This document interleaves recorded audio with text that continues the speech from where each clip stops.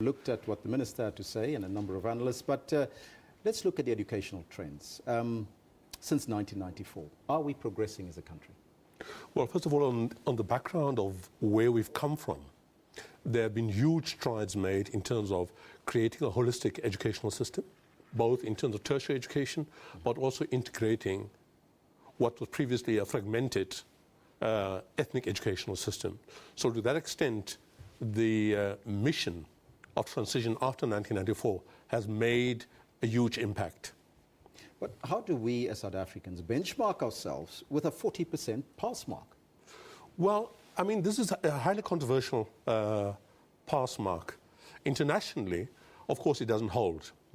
But also in terms of our challenges as a country, taking the developmental perspective or paradigm into account, we seriously have to question whether we would live up to the challenges of taking South Africa beyond the 21st century based on the demands of human capital in terms of our economy.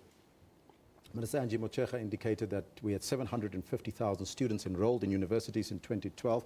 Is this an encouraging sign, though? Well, generally it would be an encouraging sign, but the question always is, what is the quality of output? What is the quality of throughput in terms of students who successfully complete their degrees?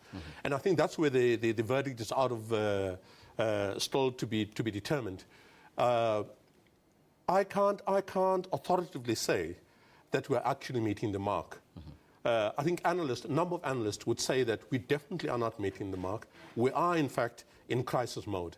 So that was going to be my next question. Are we in a crisis, and what can be done about it? Well, if we look at the challenges of our economy, if we look at the challenges of society as a whole, we've had a numerous amount of incidents from primary school to universities where there are incidents of violence, fear at our colleges, fear at primary schools, where the police have had to be brought in. This is a marker that something is terribly wrong. But let's go on to the more content-related aspects of our education.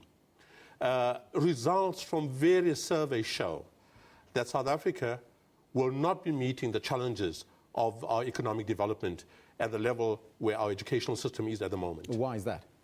Well, I think we have to take into account a whole number of issues. First of all, the nature of our curriculum. Is our curriculum contextualized enough or sufficiently or appropriately to actually meet the challenges of the country? That's the one issue. Is the system itself geared to meet the demands of the 21st century? That's the second key issue.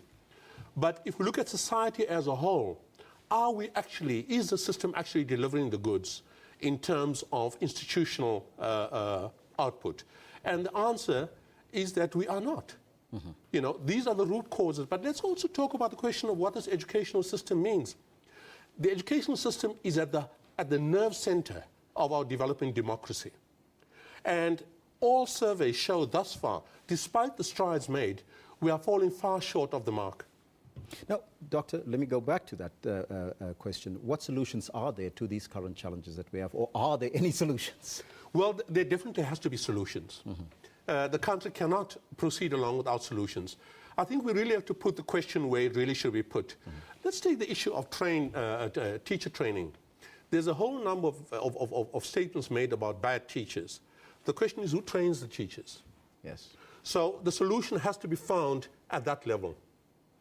Also, are our universities geared to train teachers in the correct manner? Let's take local government, people coming to local government.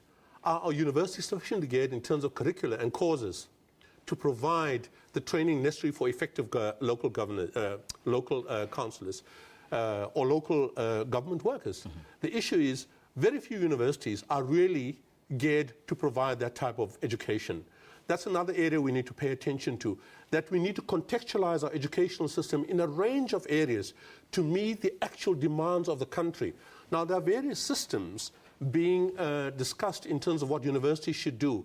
But I think at the crux of the matter, are the universities contextualizing their education to meet societal demands? Dr. Leonard Martin, thank you so much for your time. That was the Head of Humanities Faculty at the Mapangubwe Institute for Strategic Reflections. And that's a brief look at the future of education in our country. Thank you so much for joining.